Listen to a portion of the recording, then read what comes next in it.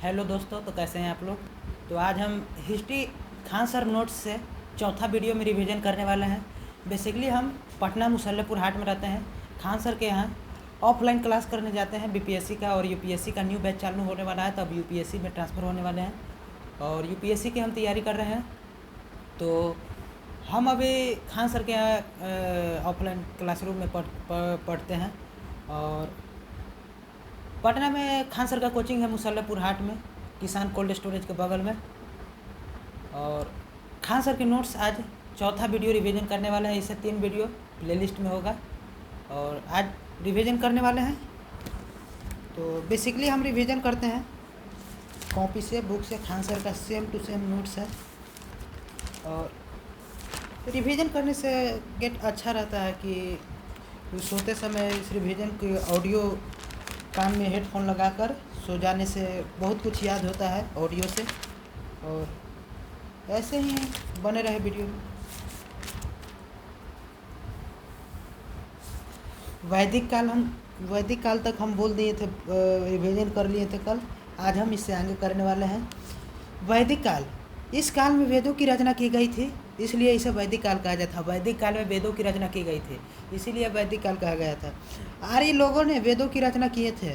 यह मध्य एशिया से आए थे। आर्य लोगों ने, वेद अपौरुष से है, वेद अपौरुष से है। वेद की रचना आर्य लोगों ने किया था। यह मध्य एशिया से आए थे। भारत के मूल निवासी अनार्य कहलाते हैं। जो मध्य एशिया से आए थे उसे आर्य कहा जाता था, लेकिन भारत के मूल निवासी को अनार्य कहा जाता था, अनार्य। दक्षिण भारत का आर्यकरण अगस्त ऋषि ने करा था। दक्षिण भारत का पूछेगा कि उत्तर भारत का आर्यकरण किसने किया, तो गौतम राहुगढ़ ने। और दक्षिण भारत का आर्यकरण किसने किया था, अगस्त ऋषि ने। उत्तर भारत का आर्यकरण गौतम राहुगढ़ ने किया था। दक्षिण भारत का आर्यकरण अगस्त ऋषि ने किया था। राजा विदेह के पंडित का नाम गौतम राहुगढ़ था। राजा विदेह के पंडित का नाम क्या है, गौतम राहुगढ़। आर्य मध्य एशिया से आए थे और सप्त सिंधु प्रदेश से आए थे। आर्य मध्य एशिया से आए थे और सप्त सिंधु प्रदेश पंजाब में रहे थे। पंजाब के सप्त सिंधु प्रदेश में रहे थे। आर्य का जो वैदिक काल है 1500 से 600 बीसी तक चला था। ईसा मसीह के 600 जन्म पहले तक, ईसा मसीह के जन्म के 600 वर्ष पहले तक चला था। 1500 से 600 बीसी। बीसी मतलब बर्थ क्राइस्ट होता है। बर्थ क्राइस्ट मतलब ईसा मसीह के जन्म के पहले को बर्थ क्राइस्ट कहा जाता है और ईसा मसीह के जन्म के आगे को एना डेमनी कहा जाता है, एसी। तो 1500 से 600 बीसी तक चला था वैदिक काल। वैदिक काल में 2 भाग था, एगो ऋग वैदिक काल था, एगो उत्तर वैदिक काल था। ऋग वैदिक काल 1500 बीसी से 1000 बीसी तक चला था। ऋग वैदिक काल 1500 बीसी से 1000 बीसी तक चला था। उत्तर वैदिक काल 1000 बीसी से 600 बीसी तक चला था। उत्तर वैदिक काल 1000 बीसी से 600 बीसी तक चला था। अब दूसरा समाज, वैदिक काल में समाज को 4 भागों में बांटा गया था।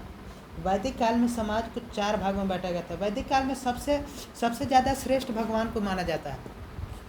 वैदिक काल में सबसे ज़्यादा श्रेष्ठ भगवान को माना जाता था और उसके बाद ब्राह्मण को, और ब्राह्मण के बाद क्षत्रिय को, क्षत्रिय के बाद वैश्य, वैश्य के बाद शूद्र।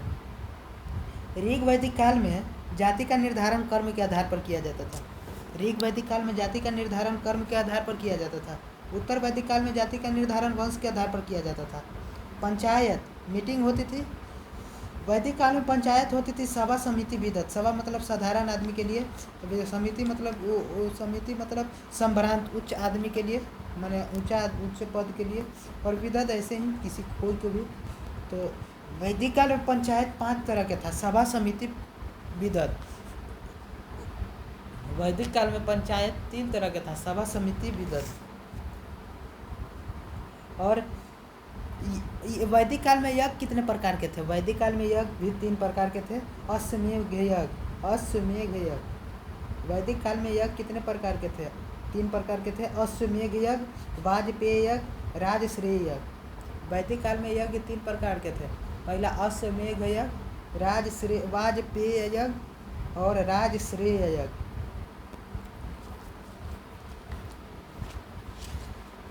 देवता, वैदिक काल में सबसे ज़्यादा देवता का वैल्यू था, इंद्र भगवान का सबसे ज़्यादा वैल्यू था। 250 बार चर्चा किया गया है इंद्र भगवान को।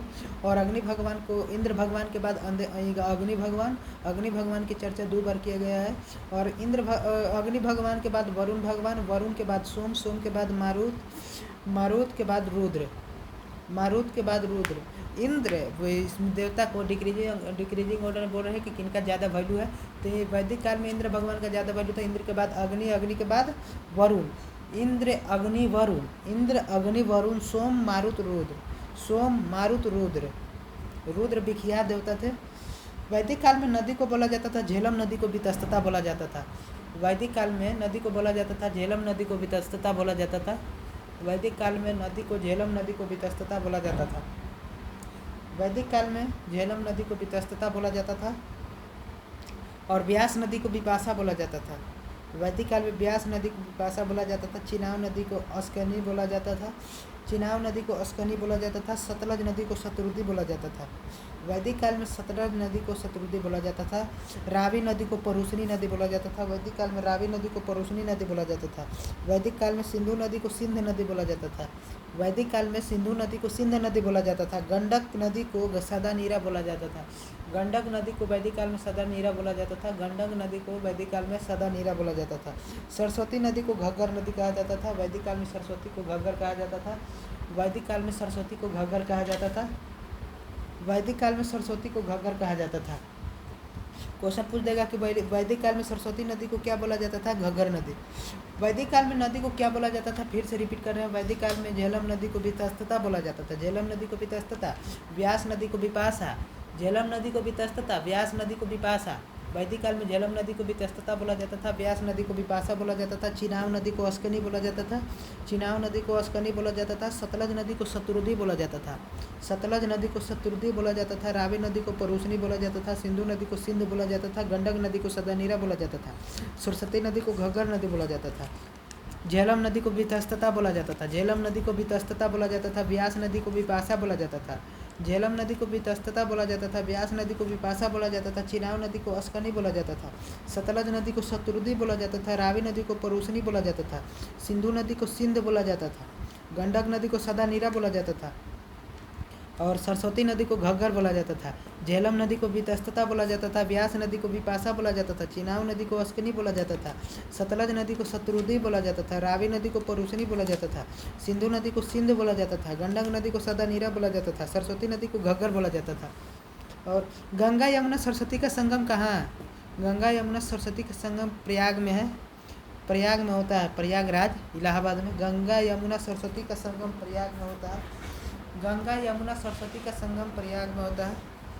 गंगा यमुना सरस्वती का संगम प्रयाग में होता है, लेकिन अब सरस्वती विलुप्त हो गया। गंगा यमुना केवल है, गंगा यमुना केवल है। गंगा यमुना सरस्वती का संगम प्रयाग में है, लेकिन अब सरस्वती नदी विलुप्त हो गया, सूख गया है।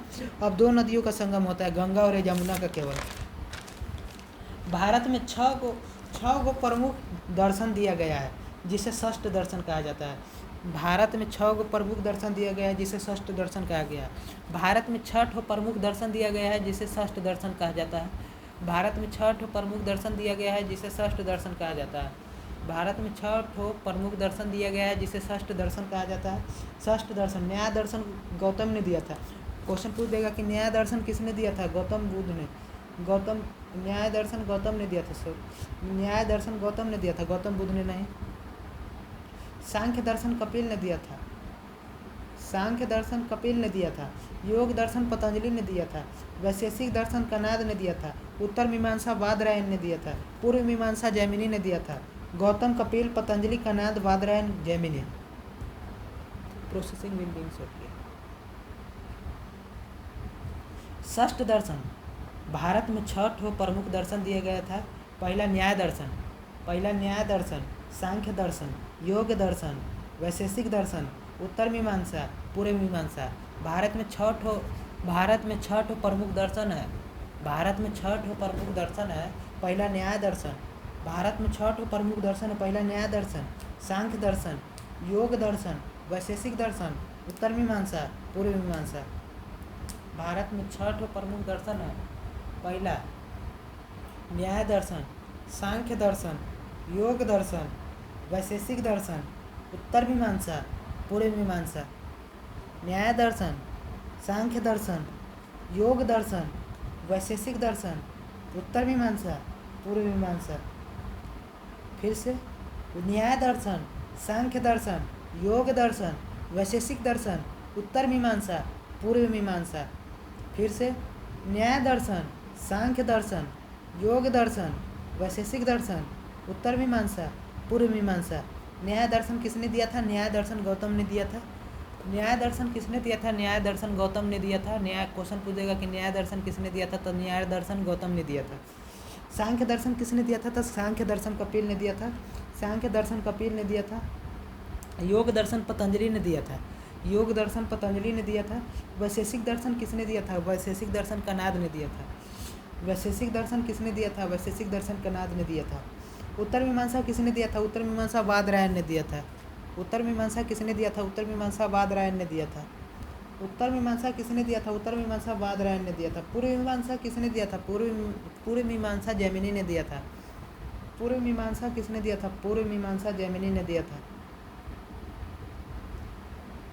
न्याय दर्शन गौतम ने दिया था। न्याय दर्शन गौतम ने दिया था। सांख्य दर्शन कपिल ने दिया था। सांख्य दर्शन कपिल ने दिया था। योग दर्शन पतंजलि ने दिया था। वैशेषिक दर्शन कनाद ने दिया था। उत्तर मीमांसा बादरायण ने दिया था। पूर्व मीमांसा जैमिनी ने दिया था। महात्मा बुद्ध सबसे ज़्यादा सांख्य दर्शन से प्रभावित है। महात्मा बुद्ध सबसे ज़्यादा सांख्य दर्शन से प्रभावित है। महात्मा बुद्ध सबसे ज़्यादा कौन दर्शन से प्रभावित है? सांख्य दर्शन से प्रभावित है। महात्मा बुद्ध सबसे ज़्यादा सांख्य दर्शन से प्रभावित है। क्वेश्चन पूछ देगा कि महात्मा बुद्ध किस दर्शन से प्रभावित है, तो सांख्य दर्शन से। इस समय टैक्स दिया जाता था कृषि और पशुपालन के लिए टैक्स दिया जाता था। इस समय छोटा गांव ग्रामीण, छोटा को ग्रामीण कहा जाता है और 12 को राजन कहा जाता है, या जनपद। महाजनपद 16 को था उस समय। 16 महाजनपद की चर्चा किस में किया गया है? कौन पुस्तक में किया गया है? अंगुत्तर निकाय में 16 महाजनपद की चर्चा किया गया है। 16 महाजनपद की चर्चा किस पुस्तक में किया गया है? अंगुत्तर निकाय पुस्तक में 16 महाजनपद की चर्चा किया गया है। अंगुत्तर निकाय पुस्तक में 16 महाजनपद की चर्चा किया गया है। 16 महाजनपद की चर्चा किस पुस्तक में किया गया है? अंगुत्तर निकाय पुस्तक में। बिहार में सबसे फेमस महाजनपद मगध महाजनपद है। बिहार में सबसे फेमस महाजनपद मगध महाजनपद है। बिहार में सबसे फेमस महाजनपद मगध महाजनपद है। उड़ीसा के कटक से अफगानिस्तान के अटक तक मगध महाजनपद का कब्जा हो गया था। उड़ीसा के कटक से अफगानिस्तान के अटक तक मगध महाजनपद का कब्जा हो गया था। उड़ीसा के कटक से अफगानिस्तान के अटक तक मगध महाजनपद की कब्जा हो गया था। और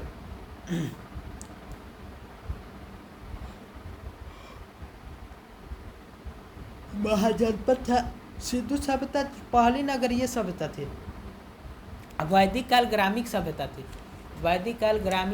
थी। सिंधु सभ्यता पहली नगरीय सभ्यता थी और महाजनपद दूसरी नगरीय सभ्यता थी। जैन धर्म के बारे में अब पढ़ते हैं। जैन धर्म के जो ज्ञानी होता है उसे तीर्थंकर कहा जाता है। जैन धर्म के जो ऋषि होते हैं उसे तीर्थंकर कहा जाता है।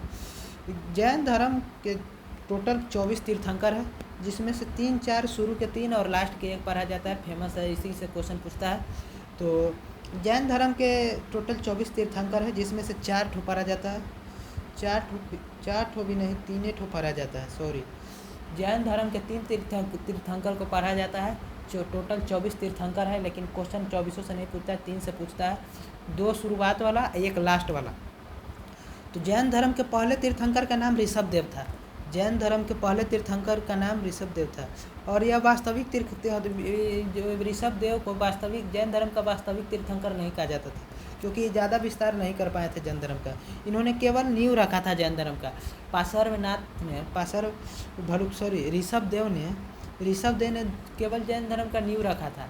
यह वास्तविक तीर्थंकर नहीं थे। ये जैन धर्म का वास्तविक तीर्थंकर नहीं थे। जैन धर्म के पहले तीर्थंकर का नाम पूछेगा तो ऋषभदेव, लेकिन जैन धर्म के पहले वास्तविक तीर्थंकर का नाम पूछ देगा तो ऋषभदेव नहीं होगा, वो महावीर स्वामी होंगे। अब 23वां तीर्थंकर था पार्श्वनाथ। 23वां तीर्थंकर पार्श्वनाथ थे। संवेद शिखर मंदिर है एगो झारखंड में। संवेद शिखर का अभी का नाम पारसनाथ है। जो झारखंड में पारसनाथ मंदिर है, उस समय संवेद शिखर मंदिर था। उस समय संवेद शिखर मंदिर था। उन्होंने चतुरायन धर्म दिया। पार्श्वनाथ ने 23वें तीर्थंकर का नाम क्या चाहिए? क्वेश्चन पूछ देगा कि जैन धर्म के 23वें तीर्थंकर के नाम बताए, तो पार्श्वनाथ थे। जैन धर्म के 23वें तीर्थंकर के नाम पार्श्वनाथ था। जैन धर्म के 23वें तीर्थंकर का नाम पार्श्वनाथ था।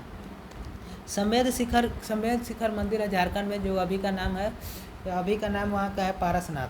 अभी का नाम वहाँ का है पारसनाथ। संवेद शिखर उस समय मंदिर था, अभी का वहाँ का नाम है पारसनाथ। इन्होंने चतुरायन धर्म दिया। पहला धर्म दिया कि झूठ मत बोलो, धन मत संग्रह करो, चोरी मत करो, हिंसा मत करो। इन्होंने पार्श्वनाथ ने चतुरायन धर्म दिया था। झूठ मत बोलो, धन संग्रह मत करो, चोरी मत करो, हिंसा मत करो।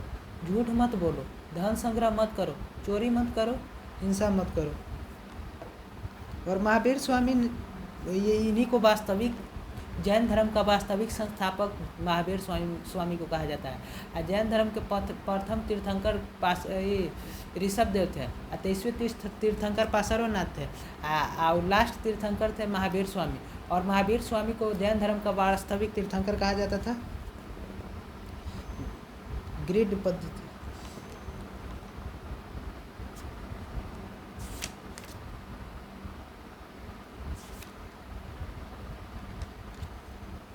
लोहा की खोज वैदिक काल में यूपी के अतिरंजी खेरल में मिला था।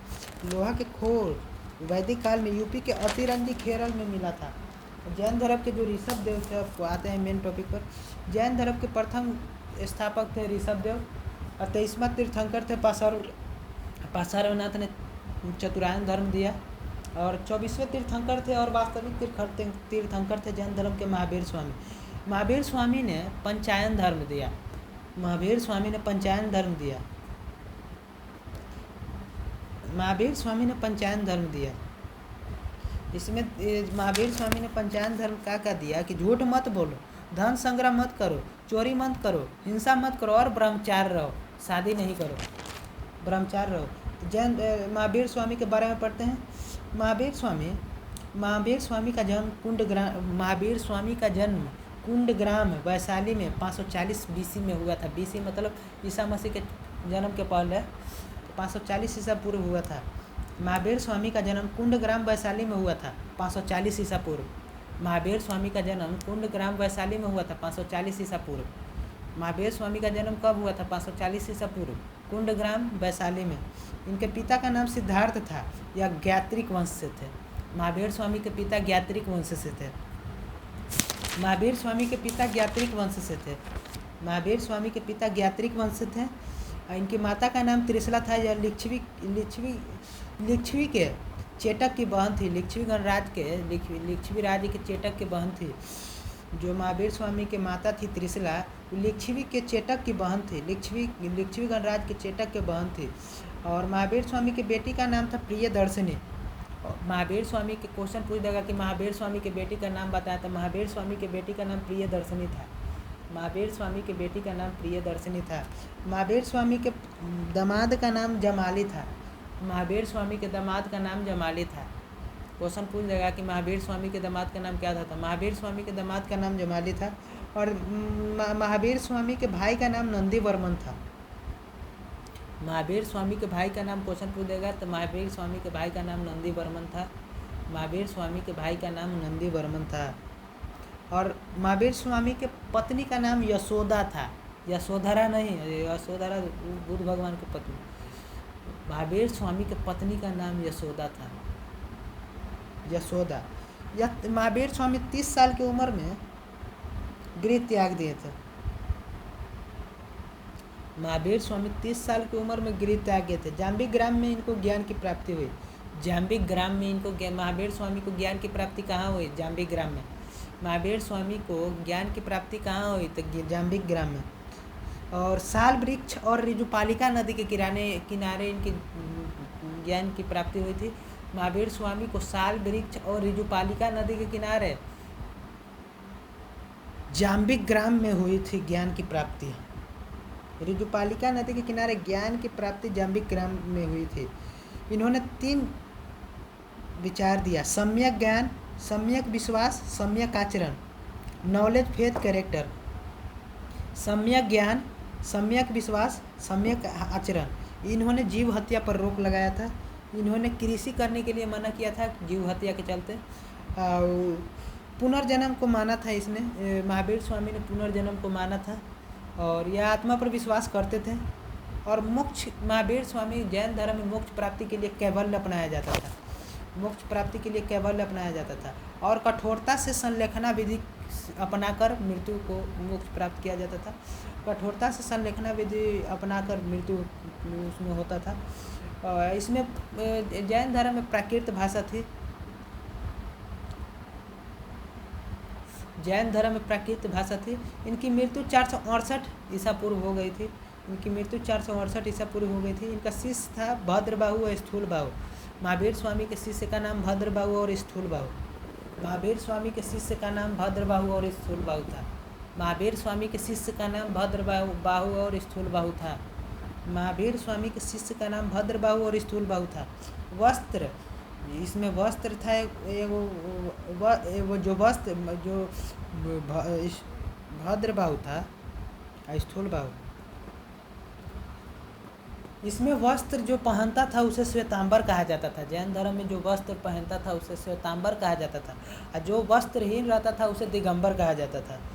जो वस्त्रहीन रहता था उसे दिगंबर कहा जाता। कर्नाटक के श्रवण बेलगोला में चंद्रगुप्त मौर्य की मृत्यु हो गया था। अब फिर से हम जैन धर्म के बारे में पढ़ते हैं। जैन धर्म के प्रथम तीर्थंकर थे ऋषभदेव और 23वें तीर्थंकर थे पार्श्वनाथ। इन्होंने चतुरायन धर्म दिया था और 24वें तीर्थंकर और लास्ट तीर्थंकर और वास्तविक तीर्थंकर थे महावीर स्वामी।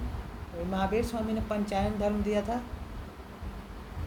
महावीर स्वामी का जन्म कुंडग्राम वैशाली में 540 ईसा पूर्व हो गया था। इनके पिता का नाम सिद्धार्थ था। सिद्धार्थ के पिता, महावीर स्वामी के पिता का नाम सिद्धार्थ था और यह ज्ञात्रिक वंश से थे।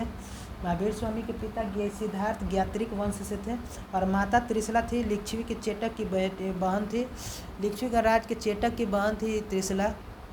महावीर स्वामी के माता का नाम त्रिशला था, यह लिच्छवी का राज के चेटक की बहन थी। इनके महावीर स्वामी के बेटी का नाम प्रियदर्शनी था। क्वेश्चन पूछ देगा कि महावीर स्वामी की बेटी का नाम क्या था, तो प्रियदर्शनी। महावीर स्वामी की बेटी का नाम प्रियदर्शनी था। महावीर स्वामी के दामाद का नाम जमाली था। महावीर स्वामी के दामाद का नाम जमाली था। महावीर स्वामी के दामाद का नाम जमाली था। महावीर स्वामी के दामाद का नाम जमाली था। महावीर स्वामी के भाई का नाम नंदीवर्मन था। महावीर स्वामी के भाई का नाम नंदीवर्मन था। महावीर स्वामी की पत्नी का नाम यशोदा था। महावीर स्वामी की पत्नी का नाम क्या था? यशोदा था। कोई क्वेश्चन पूछ देगा कि महावीर स्वामी की पत्नी का नाम क्या था? यशोदा। महावीर स्वामी 30 साल की उम्र में गृह त्याग कर दिए थे और इनको साल वृक्ष ऋजुपालिका नदी जाम्बिक ग्राम में ज्ञान की प्राप्ति हुई थी। महावीर स्वामी को साल वृक्ष ऋजुपालिका नदी, महावीर स्वामी को साल वृक्ष ऋजुपालिका नदी के जाम्बिक ग्राम में ज्ञान की प्राप्ति हुई थी। इन्होंने 3 ज्ञान दिया था। सम्यक ज्ञान, 3 विचार दिए थे इन्होंने। महावीर स्वामी ने 3 विचार दिया था: सम्यक ज्ञान, सम्यक विश्वास, सम्यक आचरण। इन्होंने जीव हत्या पर, महावीर स्वामी ने जीव हत्या पर रोक लगा दिया था, खेती पर रोक लगाया था और पुनर्जन्म को माना था। महावीर स्वामी ने पुनर्जन्म को माना था और यह आत्मा पर विश्वास करते थे।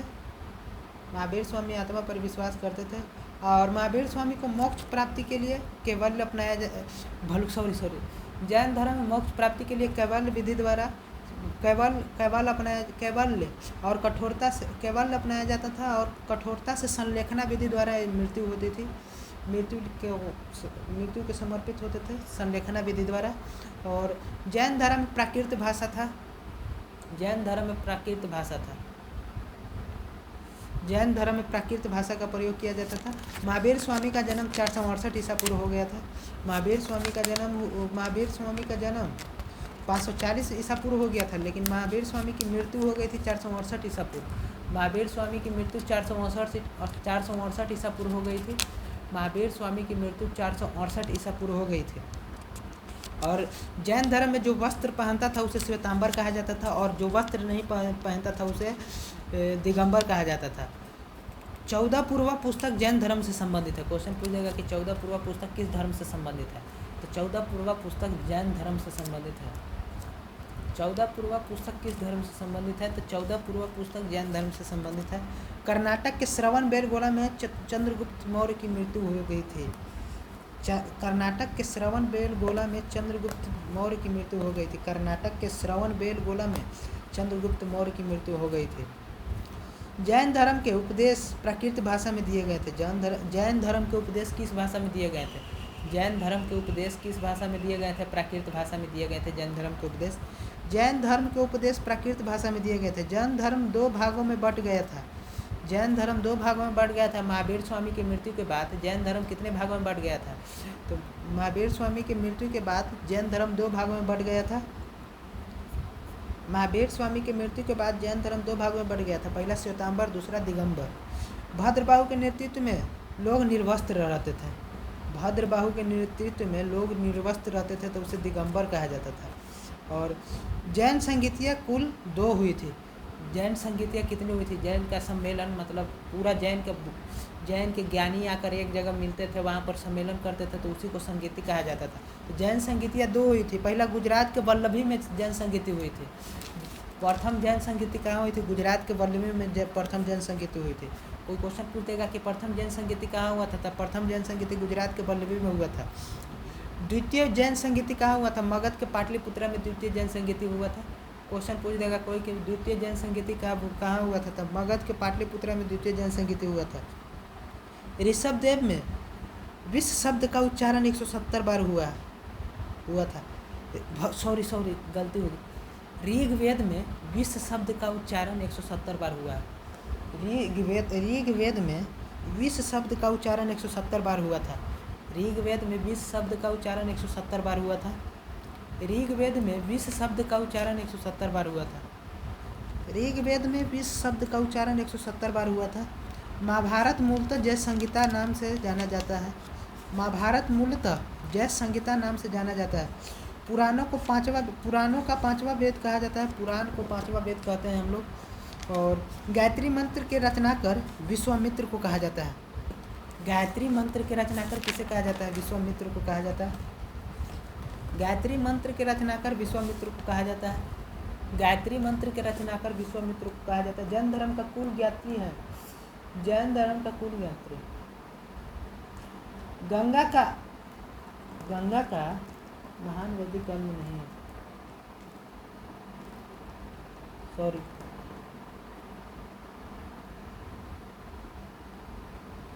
वेस्ता ईरान से संबंधित है। वेस्ता ईरान से संबंधित है। भागवत गीता मुख्य रूप से संस्कृत भाषा में लिखी गई थी। भागवत गीता मुख्य रूप से संस्कृत भाषा में लिखी गई थी। गायत्री मंत्र का रचनाकर विश्वामित्र को कहा जाता है। गायत्री मंत्र का रचनाकर विश्वामित्र को कहा जाता है। गायत्री मंत्र के रचनाकर विश्वामित्र को कहा जाता है। गायत्री मंत्र के रचनाकर विश्वामित्र को कहा जाता है। भागवत गीता मुख्य रूप से संस्कृत भाषा में लिखी गई थी और ब्राह्मी लिपि में लिखी गई थी। भागवत गीता मुख्य रूप से संस्कृत भाषा में लिखी गई थी और ब्राह्मी लिपि में लिखी गई थी। भागवत गीता मुख्य रूप से संस्कृत भाषा में लिखी गई थी और ब्राह्मी लिपि में लिखी गई थी। भागवत गीता मुख्य रूप से संस्कृत भाषा में लिखी गई थी और ब्राह्मी लिपि में लिखी गई थी।